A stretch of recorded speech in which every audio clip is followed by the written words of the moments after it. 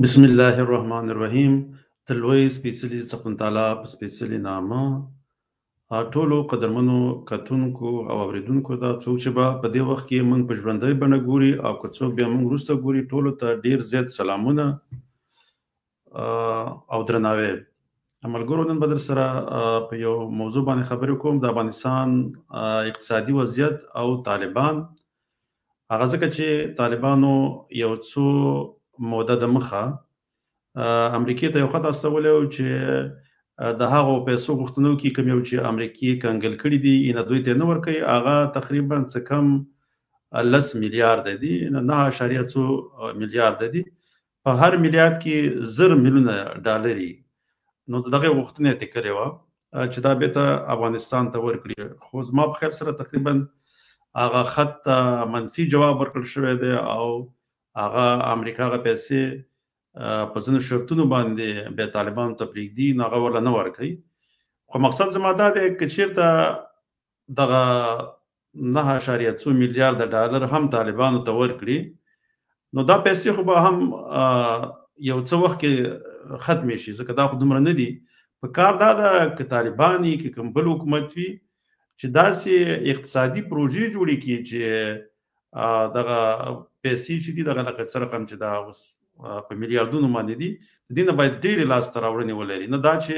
لکه دغه پیسې خو دومره نه دي. لکه که موږ وګورو د نورو هېوادونو دپاره دغه پیسې هېڅ لکه د ارزښت وړ نه دي، ډېرې کمې دي.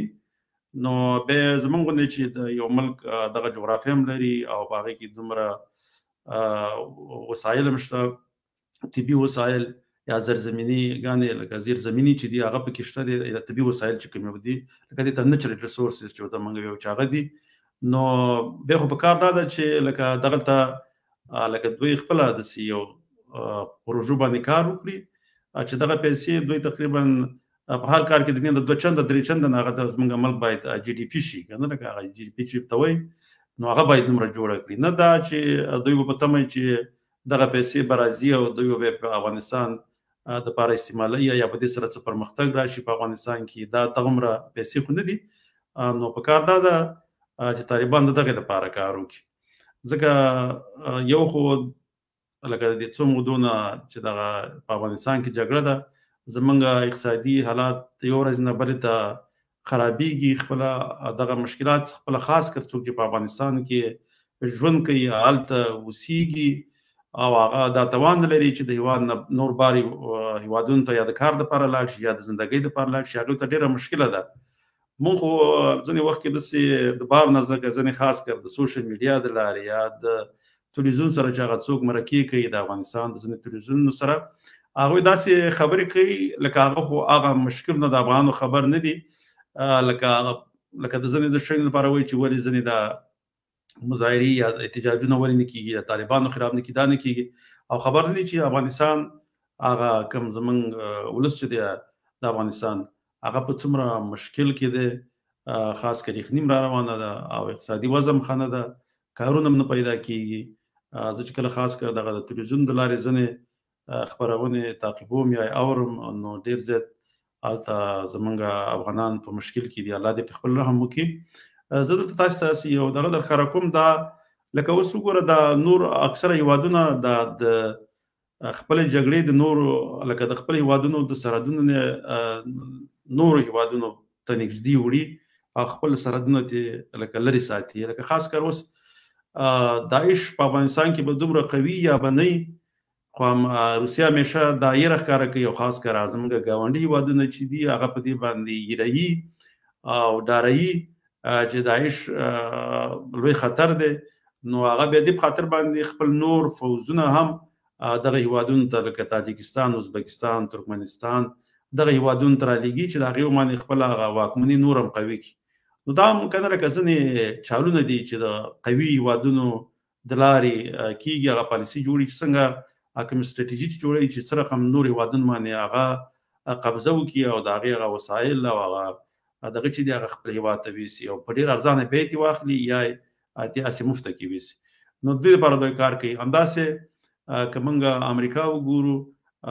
د چین په مقابل کې لکه د جنوبي کوریا، جاپان، استرالیا او اس ان د مشترک ډول باندې دینه یو اتحاد جوړ کړی دی او د هغه په مقابل کې ولاړ دی. نه خپل لکه جګړې چین طرف ته نږدې وړي ده. همداسې که موږ ناټو ګورو نو هغه هم هغه د روس سرحدونو ته لکه نږدې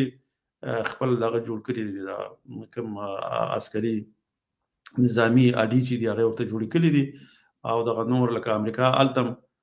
لري ځکه جنگ کوي. نو چین هم په ځینې افریقایي هیوادونو کې او په ځینې خپل لاتینی امریکا کې لکه د هغه اقتصادي پروژو ته د امریکا خطر جوړي. نو دې خاطر باندې امریکا هم کوشش کوي چې د هغه مخه ونیسي. نو دغه اقتصادي جګړې روانې دي خو زمونږ هیواد چې دی نو هغه لکه ډېر وروسته پاتې دی، نه داسې کومه ستراتیژي لري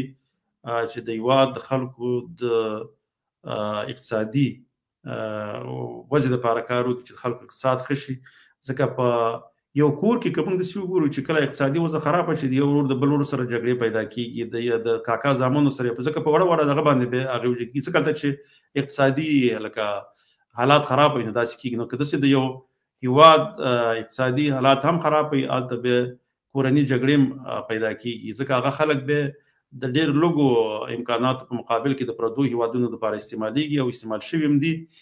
نو ځکه څوک چې غواړي چې یو ځای کې دغه ځای ولس استعمال کړي یا څنګه وکړي، ځکه اول هلته هغه فقر راوړي، اقتصادي فقر هلته په هغه هیوادونو کې راوړي. نو خپله هم دا اوس کېدلی شي د شاته نورې څه پروژې هم روانې په افغانستان کې چې دا کوم اقتصادي بحران ته دوی لاره هواره کړې ده.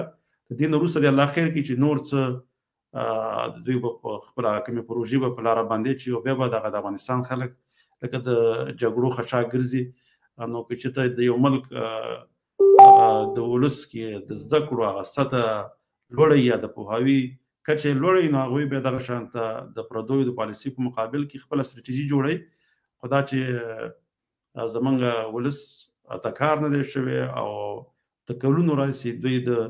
زده کړو څخه محروم پاتې شوي دي. لکه اوس هم دغه کله څوک د جونو زده کړې یا دغه د هغې مخنیوی کوي یا که د کوم نورو کله کله وایي چې لکه یو پخواني تعلیم وزیر د تعلیم وزیر هغې دا ویلي چې پخواني 100 کالو کې چا زده کړې کړي دا د هېواد په ګټه نه خوري. ګوره داسې د یو دغه غوندې دغه ورکړي بیانونه چې هغه نور هم دغه کوم ځوانان چې غواړي هېواد ته کار وکړي هغوی هم دې ته مجبوره کوي چې هېواد پرېږدي او د کار روزګار دپاره بیا نور هېوادونو ته لاړ شي. ما سره ځینې شیان ما غوښتل تاسو ته ښکاره کړم، که لکه اوس ځکه دې کې دا یو دغه چې دی لکه د جی ډي پي لکه کنه لکه دې کې چې دا که موږ وګورو دا 0.9 ځکه دا ټریلیون دی، په دې هر ټریلیون کې بیا تقریبا 1000 میلیارد دی او په 1000 میلیاردو کې 1000 میلیونه نو دا ډېرې زیاتې پیسې دي. دا چې دی دا کال کې لکه د کال هغه کوم د امریکا بجټ چې دی هغه دومره دی. خو دا کولی شي بیا سړی د 4 میاشتو لپاره هم ځینې وخت کې کوي، څوک یې د 6 میاشتو لپاره کوي. خو دا زما په خیال سره یو کلنی دی. د چین چې دی هغه په دې وخت کې د جهان لکه دویم هیواد دی چې هغې کلنۍ کومه بودیجه چې ده هغه 14.4 ده، بیا ورپسې جاپان دی، بیا جرمني دی، بیا انګلستان دی، همداسې فرانسه ده او بیا انډیا دی. موږ وګورو ځکه که موږ وګورو د اسلحې په لحاظ باندې روسیه یو قوي هیواد دی، مګر دا چې که دلته موږ وګورو دې کې د روسیې نوم نشته دی ځکه هغه لکه هغه ډېر قوي رول په نورو هیوادونو کې اوس لکه تر هغه حد نه لري لکه څومره چې دا نور هیوادونه به لري، ځکه چې لکه څومره چې اوس چین لري، ځکه چې هغه اقتصاد دغه چې دی هغه دومره نه دی کلنۍ کومه بودیجه چې ده، ځکه ټولې جګړې او لاسوهنې هغه خو په همدغه د پیسو د لارې کېږي. نو ځکه د دوی هغه چې دي دومره نه دي. بیا که دا بل یو بل دغه هم ته زه ښکاره کوم د سیما جوړ کړی هغې کې دا یو دی، دا هغه دی چې لکه فی کس آمدني د یو هیواد څومره ده، دې کې بیا غټ او ټوټې نه معلومېږي ځکه دې کې دا هغه د کس د نفوس په سر باندې چې څومره نفوس یو د کال کومه بودیجه راټولېږي او بېرته په هغوی باندې تقسیمېږي لکه هغه ده، لکه دا هغه دی. بیا دې کې چې دی د سنګاپور دی، پاس لکزمبورګ دی چې هغه ټولو کې لوړ دی 118 دا $1,000 دي چې فی کس د کال خلک هغومره فی کس ته رسېږي. بیا د سنګاپور دی 99,000 دي، بیا داسې آیرلنډ دی چې هغه 94,000 دي، بیا قطر دی چې 93,000 دي، بیا سویټزرلند دی، بیا پسې ناروې ده چې 65,000 لري، بیا یونایټډ سټیټ چې دی لکه خپل امریکا هغه 3.0 ده. هغه ټول دغه چې دا کلنۍ کومه بودیجه چې دا چې هغه راټوله کړي او بیا د هغې نفوس هم ډېر دی، بیا په تقسیم کړي، نو فی کس چې دی هلته کولی شي د کال 3.0 هغوی ته راځي. بیا برونای ده، هانګ کانګ دی او ډنمارک دی، ځکه د ډنمارک نفوس هم خپله کم دی. دا کومه بودیجه چې دا چې راټوله کړي او بیا په خلکو باندې ویشي، نو هر کس د کال $58,000 دا چې دی دا ګټلی شي. نو په دې کې چې ما کتو افغانستان ډېر زیات وروسته ولته افغانستان کې د کال د یو کس فی مدني چې هغه $553 وه که نه، لکه دا ډېره زیاته کمه وه. او د پاکستان چې هغه $1,100 د هغه هم لکه ډېره کته ده،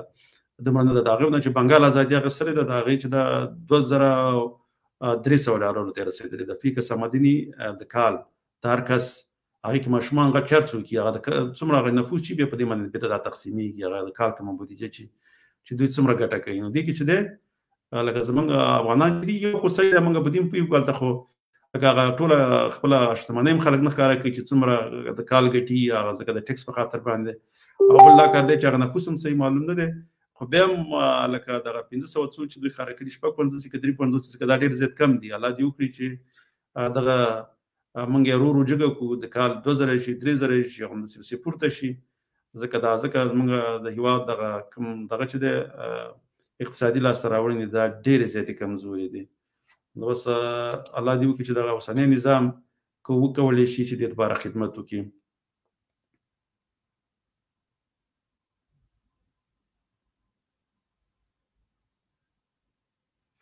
دلته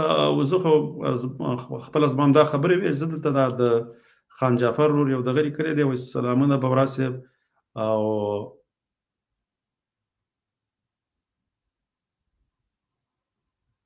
دلته دې کې لیکلي دي چې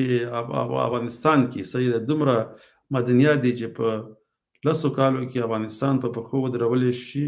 که په صحیح طریقه یې راوباسي. بلکل دا خبره ده، په صحیح طریقه راوباسلی شي. او بل دا کار دی چې هغه چا سره چې کوم کنټرکټونه یا لاس لیکونه ورسره کېږي باید دغه وشي، دا که نه لکه چې هغې کې هغه هېوادونه بیا موږ دپاره راوباسي، نو چې هغې کې چې دی لکه هغه پام کې په نظر کې ونیول شي چې خپله افغانان هم لکه هغه دغه کې تاوان ونه کړي، لاسلیکونو کې که نه چې دغه تې ونه شي.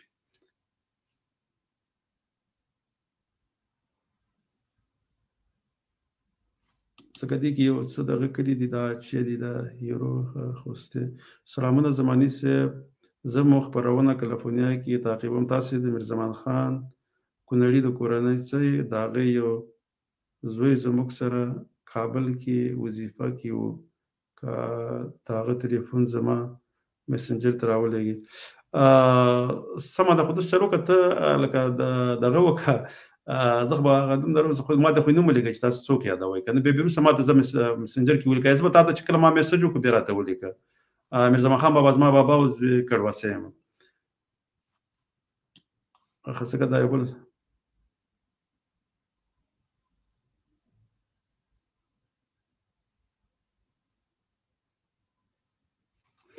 دلته دا یو ورور دی، دا همیشه وایي سلامونه مشره، ته چې داسې خبرې کوې موږ ګیله د چا نه وکړو. وروره زه ستا په خبره هېڅ نه پوهېږم، ځکه ته کله کله یو څه وایې کله بل څه وایې، ځکه دغه دی دا خبرې دې مختلفې دي.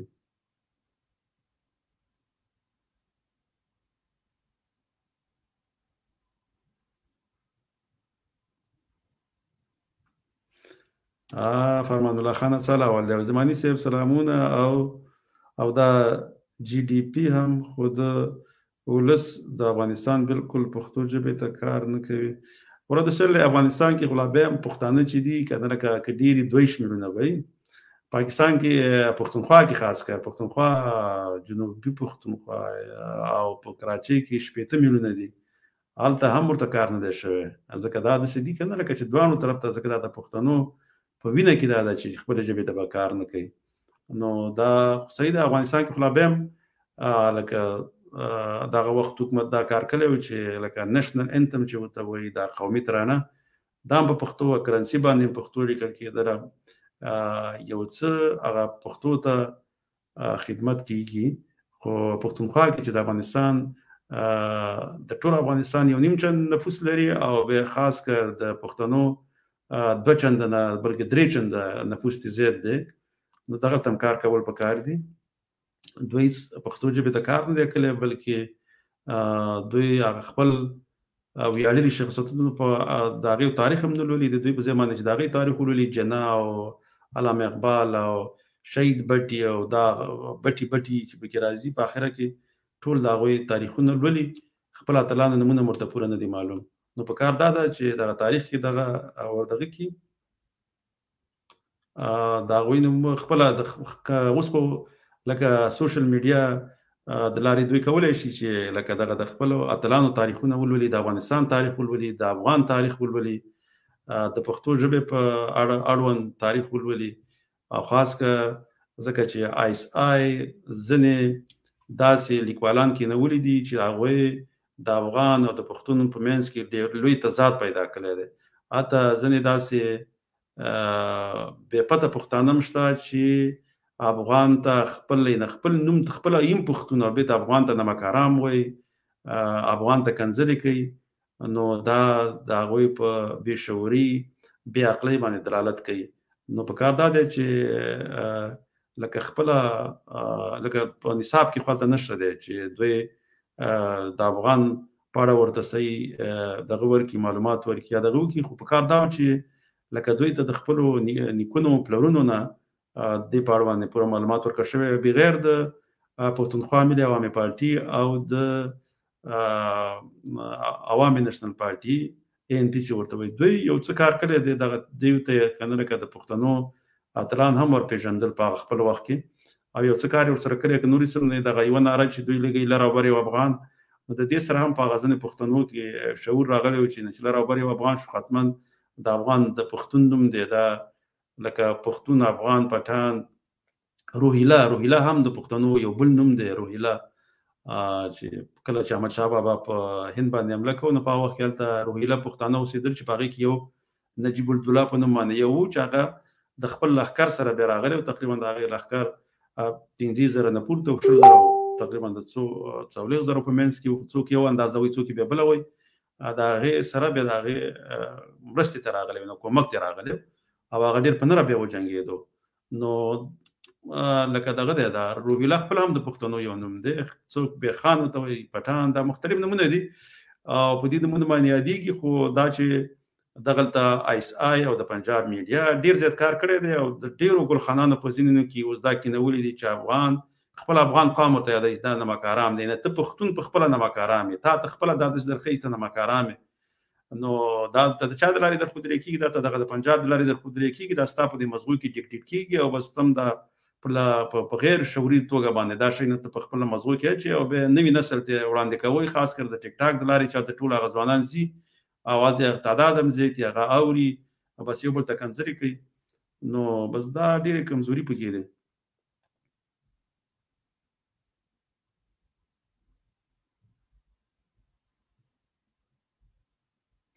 نړۍ مننه وطن مل صاحب ډېره نړۍ مننه ژوندی اوسې چې زمونږ غږ اوري او دا پروګرام سره ګوري به ژوندی اوسې الله دې خوشحاله لره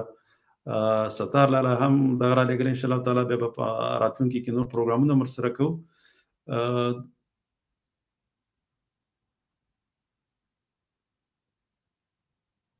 که دوغین ټیمه ایتک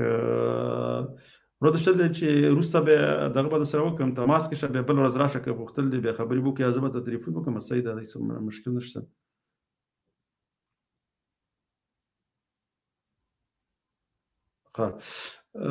د خان جعفر ور دغه خو مې کتلی و څنګه دی دا اخرنی دغه وګورو دغه چې لیکلي دي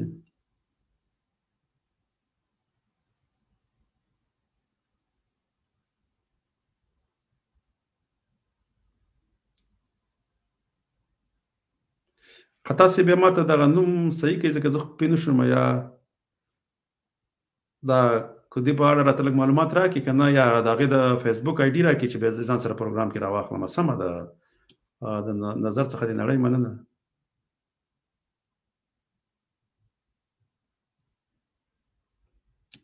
زه پاکستان کې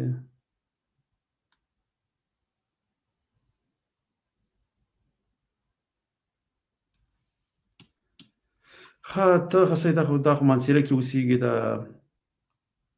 نمریز خان چې دی څه دي بل څه لیکلي څه دا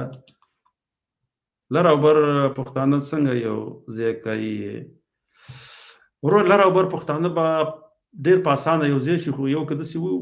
وشي چې د افغانستان اقتصاد پرمختګ وکړي یعنې اقتصادي وضع ښه شي او بیا د پښتانه د کار دپاره لکه هلته ځي هغه ځای نه دلته راځي د دوی په منځ کې به ارتباط ټینګ شي بل دا که پښتونخوا کې رسمي ژبه د دفتر ژبه پښتو شي او پښتانه په خپله ژبه لیک لوست وکړي د خپل تاریخ نه خبر شي به هیڅ مشکل نشه بیا خپله یو ځای کېږي ځکه هغه به دوی پوهېږي چې زموږ تاریخ زموږ کلتور زموږ ژبه د هر څه سره یو دي زموږ وینه دا هر څه یو دي زموږ جغرافیه دا ټول سره یو دي بیا خپله دغه کېږي اوس زمانې د پنجاب خپله ژبه واکمنه کړې ده او خپله دغه هم راباندې د نور د حاکمیت هم راباندې کړی دی لکه سیاسي حاکمیت هم د هغوی سره دی هغه هم راباندې خپل واکمن کړی دی نو بیا به دغه کېږي لکه شیراني صاحب ډېر وخت بعد و دا بالکل صحیح خبره ده د پښتو لیک لوست او ژبه پښتونخوا ملي عوامي پارټي ژوندۍ ساتلې ده دا درسره مننه بس خو په دغه کې بیا لکه پښتونخوا کې دا څه چې کار ورته شوی دی ما هغوی کړی دی خاص کر په جنوبي پښتونخوا کې دې خواته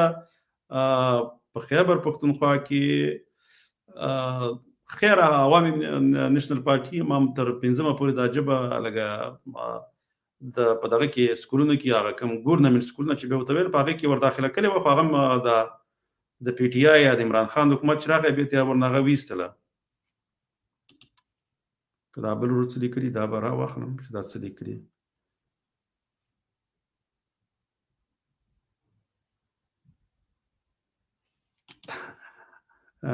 سلامونه مشر علي وزیر راخوشې شو که نه هغه د لر او بر نارې چا وهلې او هغه د لر او بر نارې چې دی پی ټي ایم وهلې پښتون ژغورنې غورځنګ نو دا یو شاته ډېر لوی بحث غواړي خو په غزني شی نه باندې موږ داسې خبرې نه کوو لکه ولې دغه جمهوري حکومتونه چې په افغانستان کې لږ مستحکم شو افغانستان فوج لږ قوت کې راغی نو دلته پی ټي ایم هم خپل قوت کې و خو دا کار دی چې لکه څنګه هغه حکومت لرې شو ولې لرې شو څه دپاره لرې شو څه وشولو که نه لکه دا شاته یو غټ دغه لري هغه ځینې خبرې بیا دلته لکه په میډیا باندې لکه کول فلحال ضرور نه دي نو دغلته دغه شته لر او بر نارې دا عوامي نېشنل پارټي هم وایي پښتون ژغورنې غورځنګ یا پی ټي ایم هم وایي او پښتونخوا ملي عوامي پارټي دا هم وایي ځکه دا ټول د پښتو ژبې لپاره او د پښتون قوم لپاره کار کوي خو لکه بیا دغه کې لږ هغه خپله سیاسي اختلافات هم لري خو الله دې وکړي چې دوی سره دغه شي ده ډاکټر صاحب یو ښه خبره کړې ده انشاءالله تعالی ډاکټر صاحب یو ورځ به راځو په همدې باندې به بیا خبرې کوو اقتصاد وسیله د یووالي کېدلی شي بالکل ډاکټر صاحب انشاءالله تعالی که وشو زه به درته بیا میسج وکړم یو ورځ به په دې باندې بیا مفصلې خبرې هم وکړو ځکه دغه طالبان چې دي که نه لکه دا اوس خو تقریبا دغه 9.2 میلیارده ډالر دي دا کنګل شوي دي لکه دا خو دومره ډېرې پیسې هم نه دي که نه ځکه که موږ وګورو په 1 میلیارد کې 1000 میلیونه دي که نه لکه په 1 میلیارد کې نو دا خو دومره نه دي ځکه په کار دا دی چې نور یې داسې اقتصادي پروژو دپاره لاره چاره ولټول شي چې د افغانستان دپاره بنیادي کار وشي دا خو ځکه رام شي یو کال کې مینټننس کې به دا ختم شي نو دا به انشاءالله تعالی تاسو یو ورځ ځان سره راخلم په دې باندې بیا مفصلې خبرې کوو چې څه کول پکار دي ورته نو انشاءالله تعالی ډاکټر صاحب زه به درته بیا دغه وکړم یو ورځ به بیا د خیر سره ما سره پروګرام کې بیا د ګډون وکړئ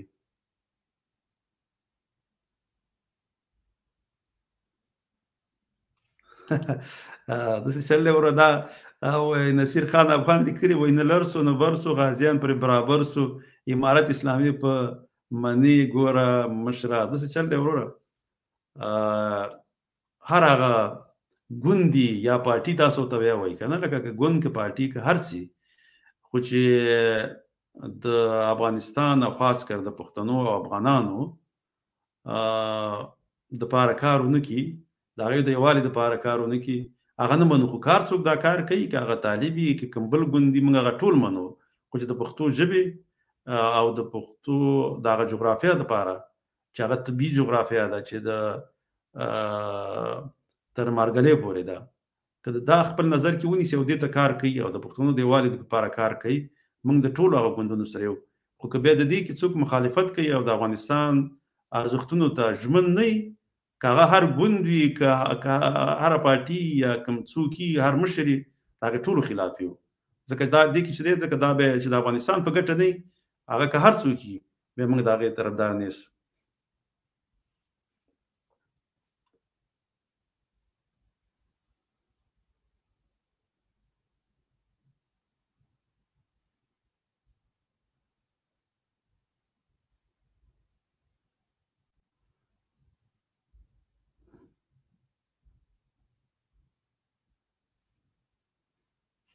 ډاکټر صاحب یو ښه دغه راولېږئ که یهود هم راشي او پښتنو لپاره کار وکړي، موږ یې منو. ګوره دا ډاکټر صاحب ډېر ښکلی نظر تاسې سره شریک.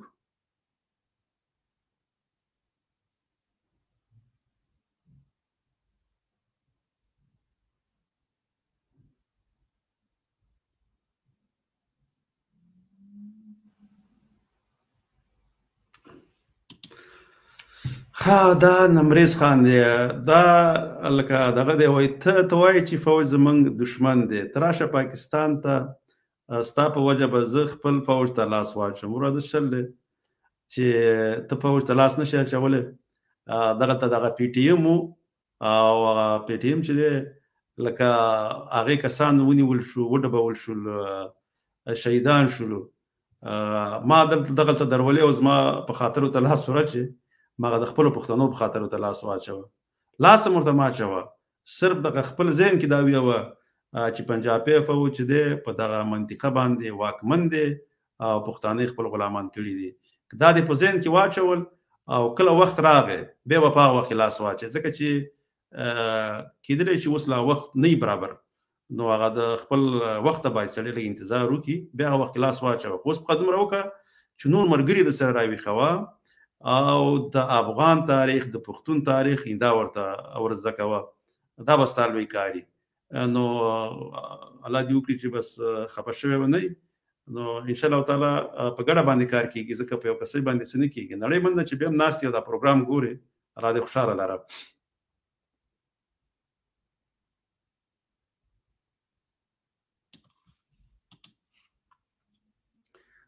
خان جعفر ورور نړۍ مننه. زماني صاحب زیات کار په تعلیم اقتصاد باندې وکړه چې پښتون نه لري. بالکل همدغه به کار کوو. او بیا ډاکټر صاحب دا بل دغه لیکلی نو انشاءالله تعالی دا هم لولم بیا دغه او هغه مخکې دغه ویلې کنه په افغانستان کې هر څوک راځي او کار کوي، چې هر څوک یې موږ یې منو، او که هر څوک راځي او پښتو ژبې نه مني نو موږ هغه نه منو یا پښتنو ته کار نه کوي. بالکل. نو ډاکټر صاحب دا خبره خپله مکمله شوله. نو انشاءالله تعالی بیا به راځو، ډاکټر صاحب هم ځان سره راخلو، نور مشران هم راځي، انشاءالله تعالی خبرې به کوي. زه په خپل نوبت سره هم کله کله راځم. تر بله ویدو پورې په لوی الله جل جلاله سپارم. خوشحاله رامه سوکاله ژوند ولرئ. د لوی الله جل جلاله په امان.